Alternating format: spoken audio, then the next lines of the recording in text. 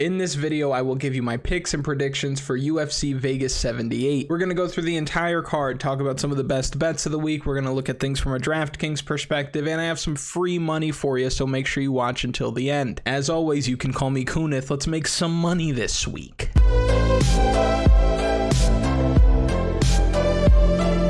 We are coming off the heels of UFC Nashville that was humbling to say the least. We were perfect for UFC 291 and we followed that up with an absolute stinker. Feels bad. And I hate when that crushes our momentum, so while I considered committing seppuku, I did have to think of the big picture. After the dust settled from last week and I woke up after that Corey Sandhagen performance left me sleepier than Joe Biden, I realized that the industry got their collective cheeks clapped by UFC Nashville, so I shouldn't feel too bad about it, and now we're just going to come back strong. We have a big pay-per-view next week. We got to stack the chips. We have to make our arms nice and big. We need momentum, so let's get it. We'll start with value plays, aka your underdogs. These are plays that are going to be 8,000 and below on Draftkings, plays that are going to be plus money if you're betting straight up. We'll cover both things because we didn't have a predictions video earlier this week. This video will be a mix of the two. Now, the first underdog that we like this week is the slight dog. I think he's still at minus money, but he is the slight dog here in this matchup against Rafael dos Anjos. It's going to be Vicente Luque. Both these guys are veterans. They will go to war and they will fight for your money. Luque is looking to strike at range, and he's going to have all the tools to be successful from that kickboxing range in this fight. He throws a lot of volume, a lot of punches upstairs, a lot of kicks to the legs, to the body. He uses his length well, and he's going to be the much bigger fighter here, which I like. Not only will he have a 3-inch height advantage, he's going to have a 6-inch reach advantage. I don't see Vicente Luque losing a whole lot of minutes in this fight when they are at range, when they're striking, because of that range, because of that toughness, because of that volume. I do see him losing minutes, however, if RDA is able to get his takedowns going. In fights that he's winning, Rafael dos Anjos is out-grappling his opponents, he's putting a grueling pace on him, and Vicente Luque can struggle with the takedowns. And not only can he struggle with the takedowns, but the threat of the takedown can also have him fall behind on the striking. We saw that against Bilal Muhammad. RDA can come in with a similar game plan and win this fight. It's his clearest path to victory. He's got strong takedowns, he's got a strong arm triangle from top position, and if he can get the fight down to his world consistently, I don't think he finishes Luque in the first round with one of these techniques, but I think if he's able to get him down, find that arm triangle sometime in the 3rd or 4th round, he's going to win this fight. For Luque, he just needs to keep the fight standing, and if he can do that, he's going to win this fight. Now, my issues with RDA is that he's had mixed results at 170 pounds. It's hard to judge how well he's fitting in this weight class because the matchmaking has been strange. Yes, he's beaten Brian Barberena, Kevin Lee, Neil Magny, which is a fantastic win, and Tarek Saffiedine, but then he's losing to Kamaru Usman, Colby Covington, Leon Edwards, and Michael Chiesa, which is a little bit strange. And he's also been ping-ponging between lightweight and welterweight. On the other side, you have a true welterweight fighter in Vicente Luque, somebody who has good size for the division, somebody who couldn't make 155 if he tried. I like Luque to win here. I like that he's bigger, he's more experienced at welterweight, the better striker at range, 7 years younger, and I like that he's the underdog, and I like that we get him at a low price on Draftkings. I have a bet on Vicente Luque this week. You can find all of the official bets on KunithMMA.com. That'll be linked in the description. Now, as far as a pick goes for this fight, not only is it Vicente Luque, but I do think that he finishes RDA. I think he wins by knockout. RDA is not somebody who's getting knocked out all the time. Historically, he's very tough, but I do think that Vicente Luque is going to put that pace on him. He's going to hit him so many times, and we saw Fiziev put him down recently. I think Vicente Luque goes in there and knocks him out this week, probably in the 3rd or 4th round. The next value play we're looking at is AJ Dobson. You got Tafon Nchukwi moving down to middleweight to fight AJ Dobson this week. Dobson is 0-2 in the UFC after dropping his debut to Jacob Malkoun because of the wrestling gap, and most recently losing to Armen Petrosyan because of the striking gap. He didn't let his hands go, which makes sense to be gun shy against Armen Petrosyan. It's not something that you like to see. It's not something that you wanted to see if you were betting on him, even from a viewing perspective. It wasn't a fun fight by any means. But Armen Petrosyan is no joke, and he will put you out if you're not careful, so I understand the apprehension. Now, it's a little concerning for me that AJ Dobson hasn't seen much success in the UFC so far. He's lost the last 5 rounds he's competed in, I believe. And what worries me most about him is that it looks like he's accepting when the fight is not going his way. I worry that if he's falling behind in a fight, he's not going to be able to fight his way back or turn the tides late if things aren't happening the way he needs them to. But on the other side, Tafon Nchukwi is coming off back-to-back knockout losses. First to Azamat Murzakanov, where he was winning the entire fight cleanly through 2 rounds. But then he's caught with a flying knee from Azamat Murzakanov, who looked nearly gassed in that fight and going into the 3rd round. He gets caught with the flying knee and loses. Then most recently, he gets knocked out by Carlos Ulberg in a fight where he simply gave Carlos Ulberg Olberg everything he needed to win. He stood at a range where Olberg could hit him and he couldn't hit Olberg. He gets dropped and loses within the first 90 seconds of the fight. Now, we're going to talk about this with Chris Daukaus a little bit later in the video. I don't like seeing guys get knocked out and then moving down a weight class because to me it looks like a desperation move. When I say desperation move, I think it's that these guys are realizing that up at these weight classes, whether it be light heavyweight for Tafon Nchukwi or heavyweight for Chris Daukaus,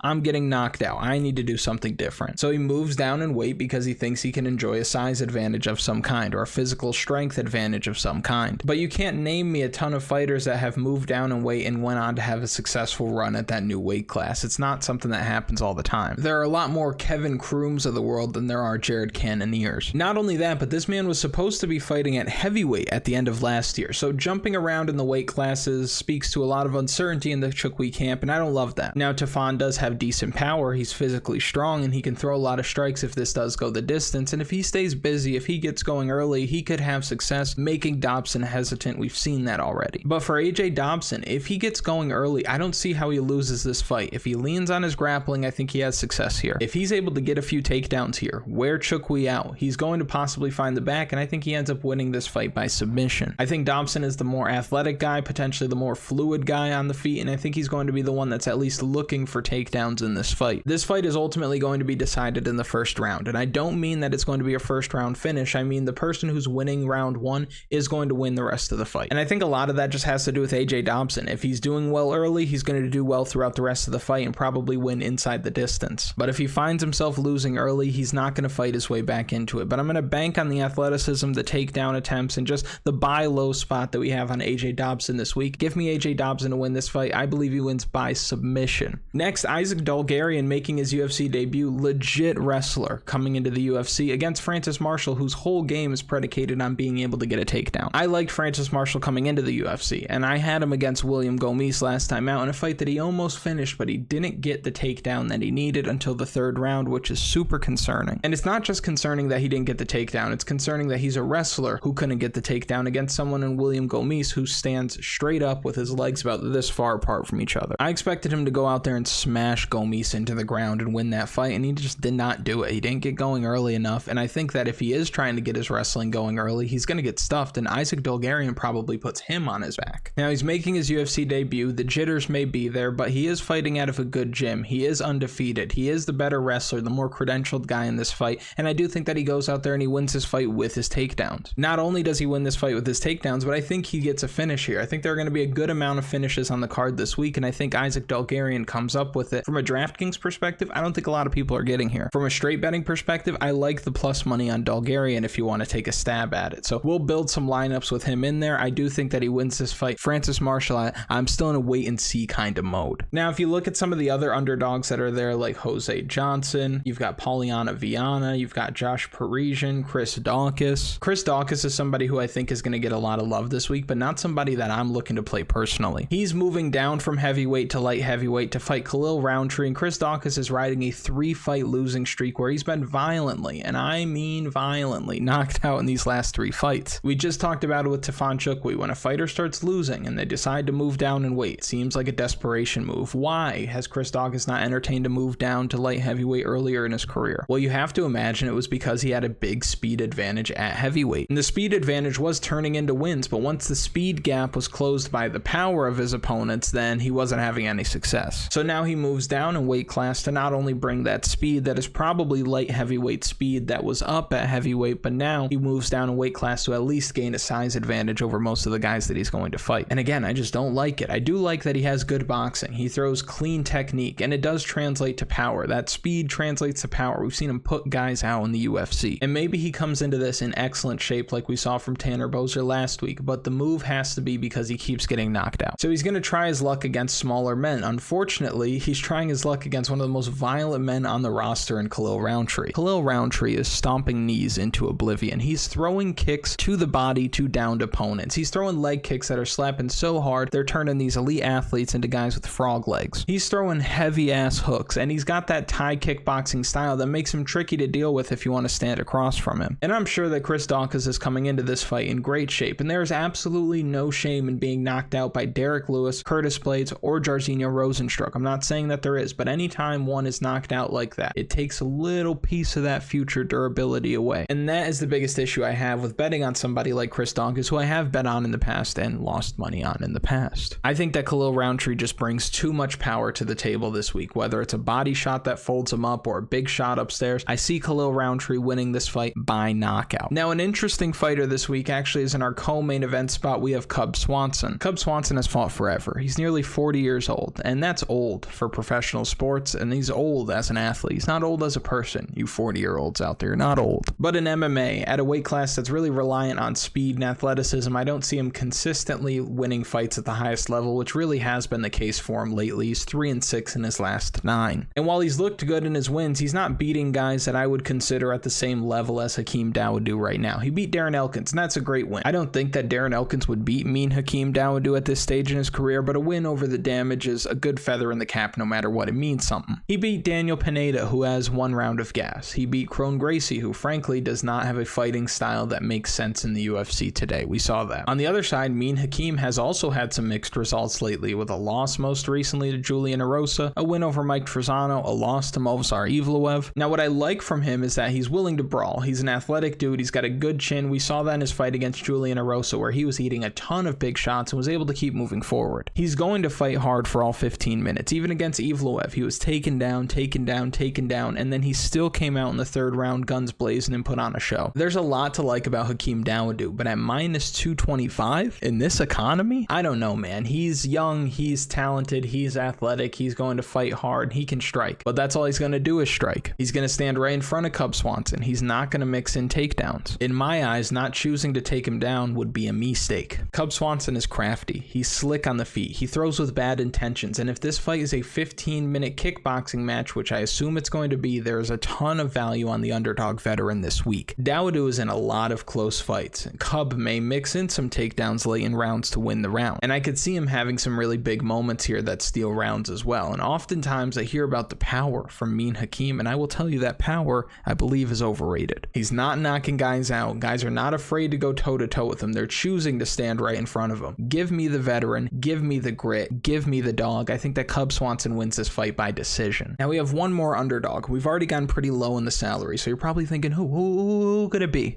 What are you, a fucking owl? But before we get into it, make sure you like the video, subscribe to the channel, comment something for the algorithm. You know how the algorithm works. Mike Breeden is going to round out the value plays this week because he's fighting Terrance McKinney. What more do I need to say? I'm humble enough to say that I have bet on Terrance McKinney too many times. Fool me once, shame on you. Fool me twice, you can't get fooled again. That's how I feel about Terrance McKinney. Nobody is snatching defeat from the jaws of victory quite like Terrance McKinney at this point in his UFC career. Terrance McKinney is 3-3 in the UFC, with 3 of those losses coming in his last 4 fights. He loses to Nazim Sadikov last time out. Controversial, yes. Was there a fence grab? Yes. Was Terrance McKinney all kinds of uncomfortable on the feet? Yes. He wanted no part of striking with Nazim Sadikov at range. He looked like he wanted to get the fight to the ground immediately. He looked kind of like how Michael Chiesa looked against Kevin Holland a couple weeks ago. He just wanted none of those problems. On top of that, he looked similar against Ishmael Bonfim. It looked like he was uncomfortable,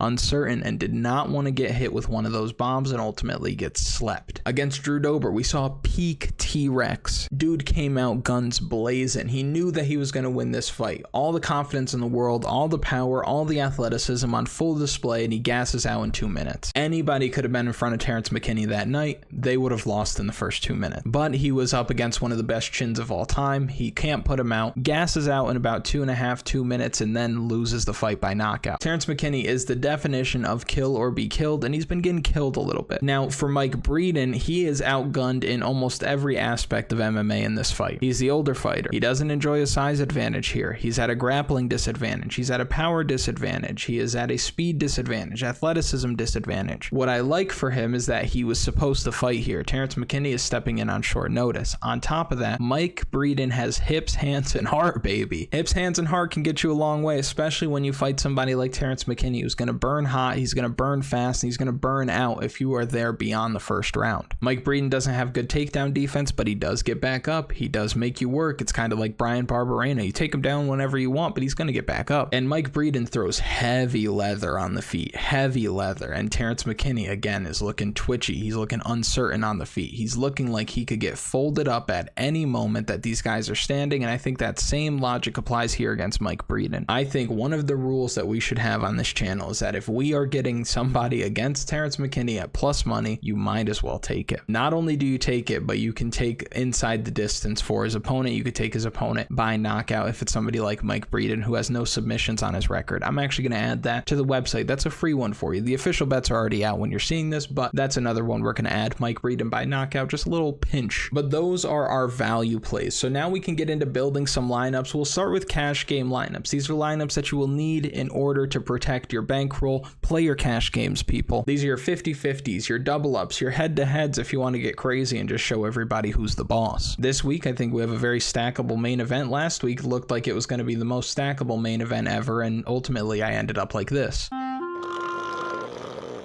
And Corey Sandhagen had to fight that way. He hurt his elbow. I understand. I don't care that you broke your elbow. But this week, we can go right to that mid-range. We can grab 8,200 RDA. We can grab the other side of the main event. This is where we start. Now we got to come down here and grab somebody who doesn't get finished. Very tough. JP Buys can get finished by a gust of wind. Jamie Pickett is up against Josh Fremd, and I think he is completely outgunned in every area of MMA, but he may survive. So that's an interesting one. We might come back to Jamie Pickett. Money Mike Breeden, I know I was just talking all that rah-rah about Terrance McKinney, but if I'm looking at safety and we're talking about cash games, I'm not going to pluck Money Mike in there. Montserrat Ruiz, Montserrat Conejo, she's coming off getting starched by Amanda Lemos, a lot of time off in between. Now she's fighting Jacqueline Amorim. I worry for Montserrat Ruiz here. I had her that day on Draftkings at 7,100, 103 points, and then she follows that up with 1 point against Amanda Lemos, which I understand Amanda Lemos does have that one shot bumba clot power. I get it. My issue with Montserrat Conejo, however, is that she throws a lot of head and arm technique, and somebody like Jacqueline Amorim, who knows what she's doing on the ground, a black belt, is going to be able to take her back. It probably gets a rear naked choke finish sometime in the first round. She nearly did it in her UFC debut, gassed out. It was bad scenes, but I think that she gets back on track this week. Cub Swanson to me is looking like the best punt play on the entire slate at 7,200, so we'll leave him there. We've got 8,800 left over, and you can pretty much do whatever you want. Let's say you went with Luana Santos at 8,300, who I believe is going to beat Juliana Miller. 9,100 left over. I might go with somebody like Khalil Rountree. I've got 9,400. I'd come right up here to Josh Fremd. I'm happy with it. So just to review, this is our cash game build. We have the main event stacked here. We have a punt play who I don't think is going to get finished. We've got Josh Fremd, who's one of the biggest favorites on the card. I've got Khalil Rountree to win this fight inside the distance, and I like Luana Santos to get it done this week. No salary has been left on the table, but we're not worried about getting different in our cash games. We just want to create a lineup that has a pretty safe floor,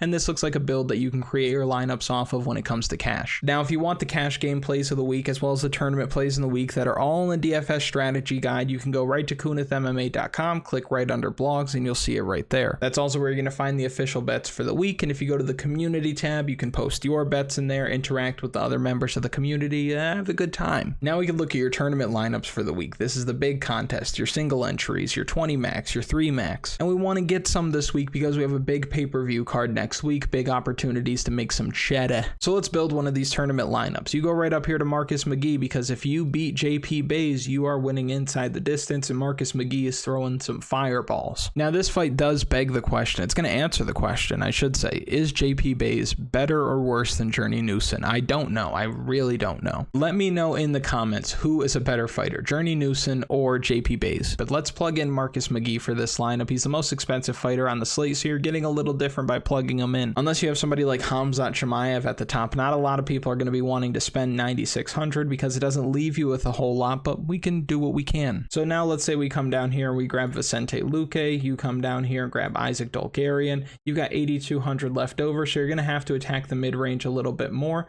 Let's say we went with AJ Dobson. Let's just plug in our value plays and see what that leaves us with. 8,450 left over. We can come all the way down down here to Cub Swanson, and now you can come all the way back up here to Josh Fremd. I don't mind this at all. It's very stars and scrubs. You're attacking the main event. I do like the fact that you're leaving 300 salary on the table. This is cool. And if you wanted to pivot off of Vicente Luque, you can still afford RDA, and I'm fine with that. But let's blow it all up. Let's look at this from a different angle. Let's say you didn't want to go all the way up to Marcus McGhee. Let's say you wanted your most expensive fighter to be Josh Fremd. I don't mind you playing Josh Fremd this week. I think Josh Fremd is a fine play, especially because you look at Jamie Pickett's last 3 losses. First round sub, second round knockout, first round sub. He's there to be scored on. He's definitely there to be scored on. A really interesting fighter I think this week is Damon Blackshear. I think Damon Blackshear absolutely puts it on Jose Johnson, takes him down multiple times. We saw how good he looked against Luan Lacerda last time out. I don't think Luan Lacerda is that good, but I do think that Damon Blackshear is pretty damn good. I think he can grapple with some of the best of them. I think he's going to be able to put a pace on Jose Johnson. I think he probably finishes him in the second or third round. Damon Blackshear is somebody who's going to score you a lot of points on Draftkings. If he can get going, he throws decent power on the feet. I like Damon Blackshear this week. 8,000 left over. We'll just keep that constant, but plug in Vicente Luque because why not? Now I'll come down here. I'll grab a value play in Cub Swanson at 7,200, 8,400 left over. Let's run it with Isaac Dolgarian at 7,700, 9,100 left over. I might go Khalil Rountree and call it a day. I don't mind it. You see paths to victory for everybody for different reasons. I think Josh Fremd wins the fight wherever it goes. I think on the feet he can land heavy. I think on the mat he's going to find a submission. I think he wins any way he wants inside the distance. I'm very high on Josh Fremd. Damon Blackshear is not going to want to stand at distance with Jose Johnson because it would be a mistake. I think he takes Jose Johnson down at will. I think that he breaks his will, and I think that he finishes him with either ground and pound or submission sometime again in the second or third. Vicente Luque, 5 rounds to work, crazy output, knockout upside. Cub Swanson, he might not score you a ton of points if he is outpointing Hakeem Dawodu to a decision, but he is somebody who's very cheap. Isaac Dolgarian has the wrestling upside, and Khalil Rountree has the knockout upside, so I don't mind this lineup either. Now, somebody who's going to go under-owned this week, who might be tricky in your tournament lineups, is going to be Iasmin Lucindo. Last time out, she was 9,500 against Brogan Walker and scored you a measly 73 Draftkings points, and if you had her that night, you were pretty burnt up. Not only because she only scored you 73 points, but because she so clearly could have won at any point in that fight. She easily could have taken her down, submitted her, she could have knocked her out if she let her hands go a little bit more, but I do think that she was trying to get that time in the octagon. She's only 21 years old. That octagon time is invaluable, and if she can go out there